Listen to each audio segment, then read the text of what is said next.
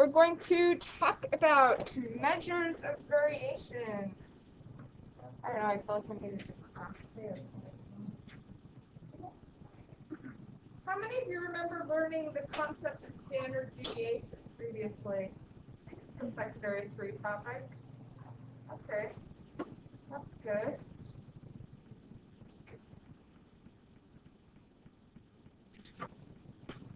Alright, I'm just going to go through this with you. If you want, you can watch the textbook writers' videos. But I just figured we'd skip them this time and I'll just go through it with you. And then I haven't chosen an actual assignment for you to do on this yet, so I will work on that. Okay, describing quantitative data measures of variation. So first word we're going to learn about is range. So range is the distance between the highest and lowest numbers. Or space, I don't know if I want to call it distance. It's not really measuring distance. Max and min. So when we want to find the range, we're going to go max subtract min. Okay, so let's look at this set of example here. We've got this set of numbers. What's our minimum number? Are they in order? How convenient. They are in order. So the minimum is 12, and the maximum is 38. So that means that the range is 38 minus 12, which is 26. Pretty easy concept, right? If you don't have this paper, remember I'm not actually grading these notes. These are just for you to like have the information. So if you need a copy of it, let me know. Make sure I have your own paper. Just watch. Whatever. Whatever's going to be easiest for you. Okay. So that's one way of measuring variation. The word variation means how much something varies, right? So one way of measuring that is the range. How much space, distance, whatever you want to call it, from the bottom number to the top number. Okay?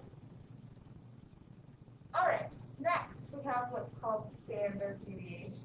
This is used a lot in statistical stuff. We're going to actually do another unit later on the normal distribution, which I think you also learned a little bit about last year, like the bell curve. And standard deviation is a really important part of that.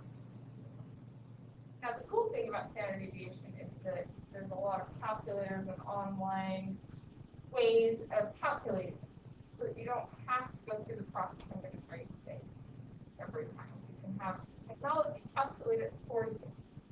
Okay? Standard deviation is a measure of variation based on measuring how far each data value deviates or is different from the mean. So mean is average. We add all the numbers together, divide by how many there are, right? Hopefully you guys got that assignment done. I saw some of them come through. I haven't actually gone in and graded them from Khan Academy itself yet. I have graded them if you submitted a screenshot. That doesn't mean you're not going to get credit if you don't submit a screenshot. I just haven't done that yet. Okay. Their standard deviation is always positive, because it's just indicating a value of variation, even though it can go both directions, positive and negative. Okay. It will be 0 if all of the data values are equal. But it will get larger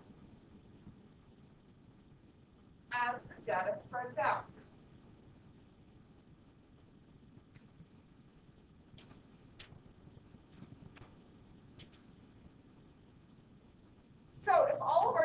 values are really close together, so our range is really small, then we're going to have a really small standard deviation. Or if they don't deviate at all, if all of our data values are the same, if you all got the same score on the test, you know, whatever. You're like, what test? Don't worry about it. Then standard deviation would be 0, because there would be no deviation between your scores, right? But the more spread out the data is, the bigger the range is, the bigger the standard deviation. Okay, it has the same unit as the original data. Okay, so if our data unit is like percentage of your grade or something like that, the standard deviation would also represent percentage of your grade. Okay, like the mean, it can be highly influenced by outliers. Now, did you get a chance to learn about outliers at some point? I can't remember. If that's something I assigned you to do a previous day, was that a topic discussed at some point? Do you remember it? How many of you remember studying outliers, like this year? No. Okay. Okay, well maybe that's something we're still getting to, I can't remember. Anyway, outliers are numbers that really don't fit with your data, that are like way up there.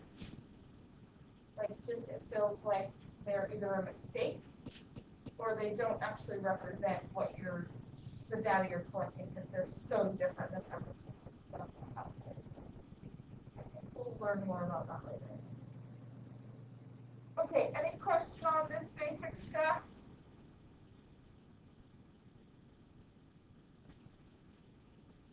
All right, next we get to learn how to do this. Now, like I said, we're going to learn how to do this by hand. When I say by hand, you can still use a calculator, but it's just going to be to add and subtract, multiply, square root, whatever. When I say you can use technology to do something like this, but that means it will do the whole thing for you. You just type in the data and bam, you get the standard.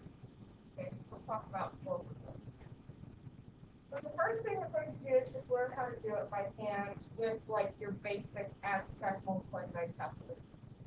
Okay, first thing we're going to do is find the deviation from the mean. So what that means is we take each data value and we're going to subtract the mean from each of our data values. And that will tell us how far they are from the mean. So subtract .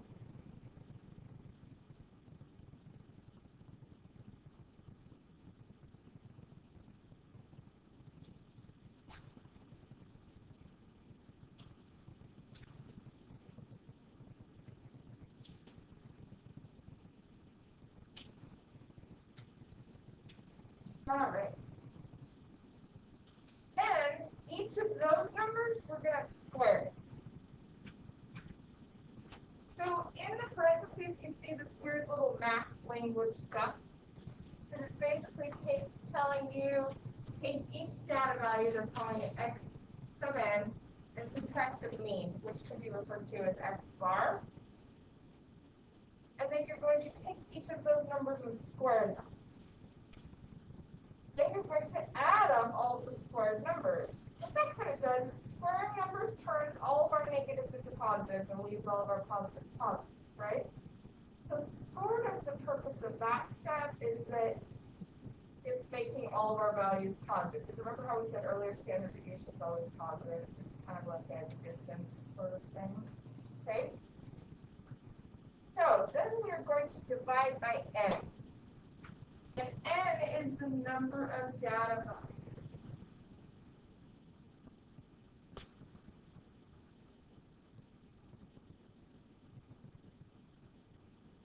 If the data represents the whole population, I feel like my sentences are if the data represents the whole population, in other words, if you wanted to survey the students in current high school and you surveyed all of them, then you would divide by n minus 1 instead of just by n. If you only survey this class and that class and that class and that class class and that class to represent the whole population, then you divide by n. Currently, statisticians have discovered that it's more accurate that way, or some. Oh, right. I got that backwards. So, if you've got the entire population, you're dividing by n. But if you've just got a subset, a sample of the population you're representing, then you divide by n minus 1, because that helps with some error that that sample is representing.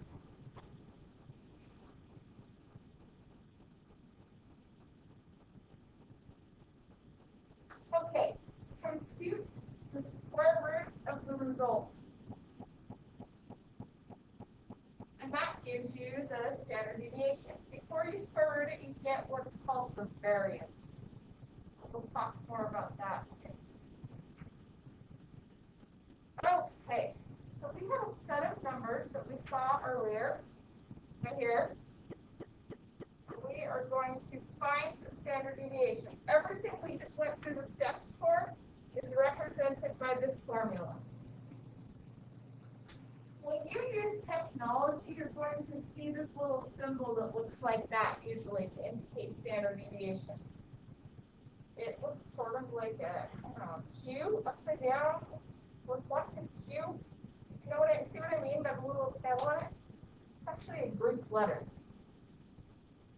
So I'm blanking out right now as to what Greek letter it is, but it's been about sigma. I wrote it down on my paper. Yay! It's a lowercase sigma. So this is a Greek sigma.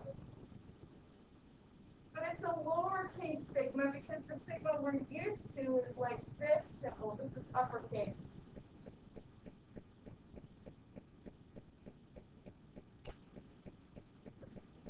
So uppercase sigma, lowercase sigma. We use an uppercase sigma to tell us to add all the numbers together. You might see that in an Excel spreadsheet, or you'll see it if you're doing sequences and series and adding numbers together.